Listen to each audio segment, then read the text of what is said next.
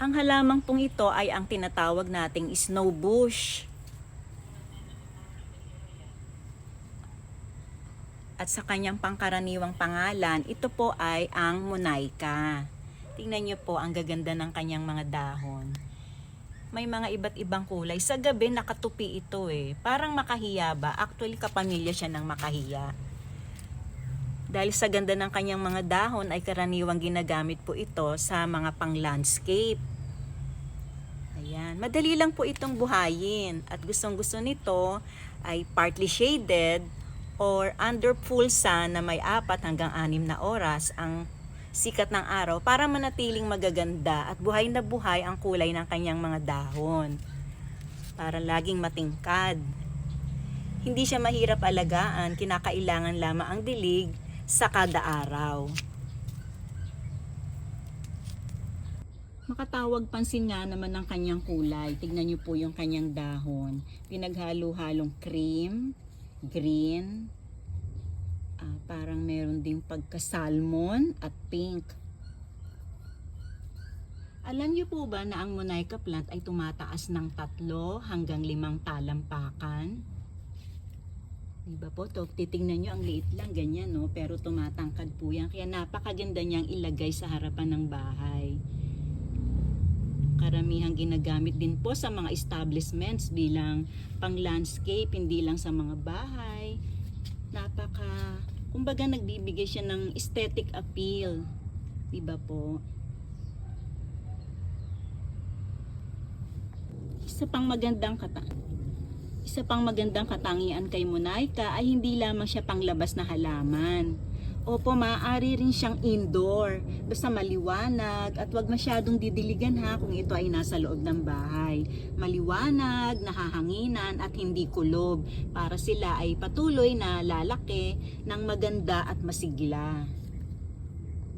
May nagtatanong nga rin po pala, paano ba ang pagpaparami o ang propagation ng Monaika? Pumili lamang po ng stem na magulang, yung brown na brown ba at matigas, kumbaga yung woody type na sinasabi natin. Ito pwede na to. Yung may mga node mas okay, putulin lamang at ibababad sa tubig. Make sure na ang tubig ay papalitan natin 1 beses sa kada linggo. Mas maganda kung ilalagay natin sa clear glass, no, para makita natin kung ito ay nagde-develop na ng ugat. Siguro mga 30 to 40 days ay magkakaroon na yan ng mga visible roots sa kanyang dito sa kanyang cutting. So once na ito ay nakitaan na natin ng visible roots yung ating mga binabad sa tubig, at once na nakitaan na natin ng roots yung mga binabad natin na cutting sa tubig, siguraduhin lamang po na ito ay mayroong 1 hanggang 2 pulgada ng haba ang mga ugat para siguro tayo na mabilis natin silang mapapabuhay pag ating itinanim sa lupa. At speaking of lupa, itong pong kanilang pinagtataniman, hindi po kinakailangan yung matigas na lupa ang ating gagamitin. Tingnan nyo po ito. Ito ay pinaghalong loam soil at binulok na ipa. Yan po. So, kailangan well draining para naman hindi malulunod ang ugat ng ating Monaika. Pag tag-init, actually 2 beses ito dinidiligan, isa sa umaga at isa sa hapon. Pero sa ganitong medyo maayos naman na ating panahon, hindi masyadong mainit at medyo may mga pag-ambon-ambon, 1 beses lamang sa 1 araw ay pwede na. Dito ko na nga pala inihilera ang ating Monaika plants at ready na sila. Any moment ay darating na ang pick-up service. Ito nga po pala ang ating mga halaman ay bound for Magallanes, Makati. Kasama nga rin pala sa order ng ating plantita client ay itong isang uri ng organikong pataba. Ito po ay ang tinatawag nating vermicast. Ito po ay organiko dahil ito po ay ang mga pupo ng bulate. Magandang gamitin sa anumang uri ng halaman, lalong-lalo na po ang mga halamang gulay. At kasama nga rin po pala sa ating delivery ay itong 10 bags ng organic loam soil. Ayan.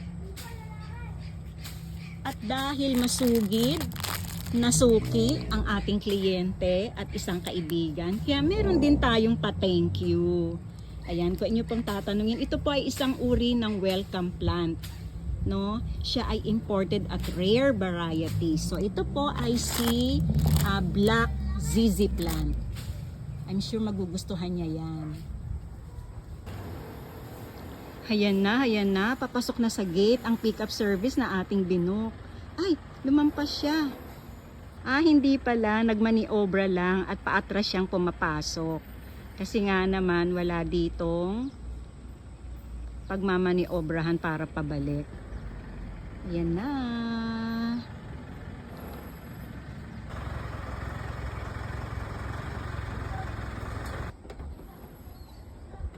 Good morning po. Hello po.